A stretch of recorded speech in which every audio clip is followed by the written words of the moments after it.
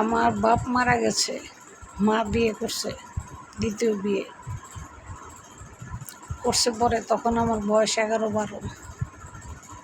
মূলত বাপে বিয়ে করছে মারে না, মূলত বাপে বিয়ে করছে আমার সাথে থাকবে এই কারণে, মানে আমার সাথে খারাপ কাজ করবে, কুকাজ করবে, নোংরা কাজ করবে। এই জন্য আমার সাথে প্রত্যেক দিনই সে নোংরা কাজটা করতেও নেই। আর আমাকে হুমকি দিত, যদি তুই কারো কাছে কস তো কল্লাকাইটা নদীর পালাই দিব। পরে এক পর্যায়ে আমার মার কাছে আমি গিয়ে বলছি কথাটা, আম্মু আমার সাথে তুমি যখন যাও গা বাড়ি থেকে, প্রত্যেক দিন আমার সাথে এই লোকটা থাকে, আমার সাথে খারাপ কাজ করে। তখন আমার মা পুলিশের কাছে যায়, অবজেকশন দেয়, পুলিশ এসে তাকে ধরে নিয়ে যায়। যে পুলিশ আইসা তাকে এমন পিটায় তখন তারা ধরে নিয়ে যায়। আমার সাথে প্রত্যেক দিন সে এই নোংরা কাজ করত।